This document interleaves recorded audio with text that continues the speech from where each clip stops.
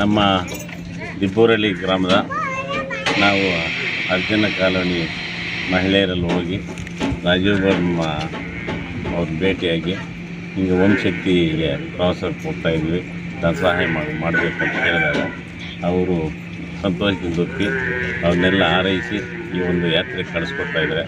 ಅವರಿಗೆ ನಮ್ಮ ದಿಬ್ಬೂರಲ್ಲಿ ಎಲ್ಲ ಓಂ ಶಕ್ತಿ ಒಂದು ಮಹಿಳಾ ಕುಟುಂಬದಿಂದ ಅವ್ರ ಕೃತಜ್ಞತೆ ಸಲ್ತಾ ಮತ್ತು ಅವ್ರ ದೇವರು ಮುಂದೆ ಒಳ್ಳೆಯದಾಗಲಿ ಅಂತೇಳಿ ಹಾರೈಸ್ತಾರೆ. ಈ ಒಂದು ಕಾರ್ಯಕ್ರಮ ನಡೆಸಿದ್ರೆ ಅವ್ರ ಕೃತಜ್ಞತೆ ಸಲ್ಲಿಸ್ತೀವಿ, ಅವ್ರ ದೇವರು ಒಳ್ಳೇದು ಮಾಡಲಿ ಅಂತೇಳಿ ಕೋರ್ತಾ ಇದ್ದೀವಿ.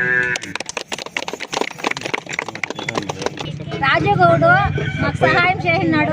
మేము పోయేదానికి ఓం శక్తికి ఆయన సహాయం ఇంకా పోయి వస్తాం ಕ್ಷೇಮಂగా. ಓಂ ಶಕ್ತಿಗೆ ಹೋಗ್ಬೇಕಂತ ಇದ್ದೀರಿ, ಅವ್ರ ಕೈ ಆದಷ್ಟು ನಮ್ಗೆ ಸಹಾಯ ಮಾಡಿದ್ದಾರೆ, ಹೋಗಿ ಬರ್ತಾ ಇದ್ದೀವಿ. రాజగౌడ ఎలక్షన్ నిలిస్తే మేము తప్పకుండా గెలిపిస్తాం. రాజగౌడ గెలిపిస్తాంలే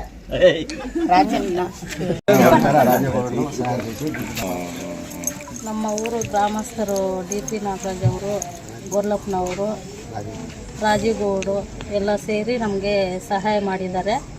ನಾವು ಅವ್ರಿಗೆ ಒಳ್ಳೆಯದನ್ನು ದೇವ್ರ ಹತ್ರ ಬೇಡ್ಕೊಂಡು ಬರ್ತೀವಿ. ಅವ್ರಿಗೆ ಓಟಾಗಿ ಅವ್ರಿಗೆ ಇದು ಮಾಡ್ತೀವಿ, ಗೆಲ್ಲಿಸ್ತೀವಿ.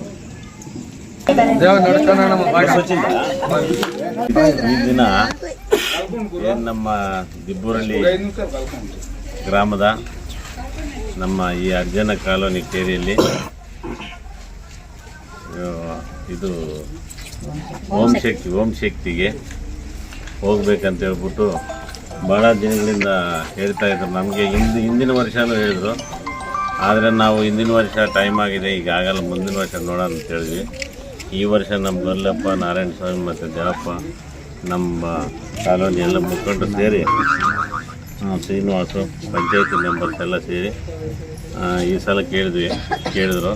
ನಾವು ರಾಜೀವ್ ಗೌಡ್ರ ಹತ್ರ ಇವನ್ನೆಲ್ಲ ನಮ್ಮ ದಿಬ್ಬೂರಲ್ಲಿ ಏನು ಈಗ ಮಾಲೆ ಹಾಕಿದ್ದಾರೆ ಅವ್ರನ್ನೆಲ್ಲ ಕರ್ಕೊಂಡೋಗಿದ್ವಿ. ಅವ್ರ ಸಮ್ಮುಖದಲ್ಲೆಲ್ಲ ಮಾತಾಡಿದ್ವಿ. ಅಲ್ಲಿ ಆಯಿತು, ನಾನು ಅವ್ರಿಗೆಲ್ಲ ಧನ ಸಹಾಯ ಮಾಡ್ತೀನಿ, ದೇವರು ಒಳ್ಳೇದು ಮಾಡಲಿ, ಅವ್ರಿಗೆ ಹೋಗಿ ಬರಲಿ, ಪ್ರತಿ ವರ್ಷವೂ ಸಹ ಅಷ್ಟೇ ನಾನು ಮಾಡ್ತೀನಿ. ಹೀಗೆ ಅವ್ರ ಬಡವರು ಎಲ್ಲ ಕೂಲಿ ನಾಲಿಂದ ಜೀವನ ಮಾಡೋದು, ಅವ್ರಿಗೆ ನಾನು ನನ್ನ ಸಹಾಯಾರ್ಥ ಆರ್ಥಿಕವಾಗಿ ಸಹಾಯ ಮಾಡಿ ಅವ್ರಿಗೆ ಕಳಿಸ್ಕೊಡ್ತೀನಿ ಅಂತೇಳಿ ಭರವಸೆ ಕೊಟ್ಟಿದ್ದರು. ಅದೇ ರೀತಿ ಈಗ ನಮಗೆ ಈ ಒಂದು ಹಣದ ಸಹಾಯನ ಮಾಡಿದ್ದಾರೆ. ನಮ್ಮ ರಾಜೀವ್ ಗೌಡ್ರ ತಂದೆಯಾದ ಗೌಡರು ಇಲ್ಲಿ ಬಂದು ತಮ್ಮನ್ನೆಲ್ಲ ಭೇಟಿ ಮಾಡಿ ಏನು ನಿಮಗೆಲ್ಲ ಶುಭ ಹಾರೈಸಿದ್ದಾರೆ. ನೀವು ದೇವರ ಕಾರ್ಯಕ್ಕೆ ಹೋಗಿ ಬನ್ನಿ, ನಿಮಗೂ ಒಳ್ಳೆಯದಾಗಲಿ, ನಮ್ಮ ಗ್ರಾಮಕ್ಕೂ ಒಳ್ಳೆಯದಾಗಲಿ, ನಮ್ಮೆಲ್ರಿಗೂ ನಮ್ಮ ಮುಂದಿನ ಭವಿಷ್ಯಕ್ಕೂ ಒಳ್ಳೆಯದಾಗಲಿ ಅಂತ ಹೇಳ್ತಾ ನಿಮಗೆಲ್ಲ ದೇವರು ಒಳ್ಳೇದು ಮಾಡಲಿ, ಮತ್ತು ಮುಂದೆ ರಾಜೀವ್ ಗೌಡ್ರಿಗೂ ಸಹ ಒಳ್ಳೇದು ಮಾಡಲಿ ಅಂತ ನಾನು ಕೋರ್ತಾ ಈ ಮಾತು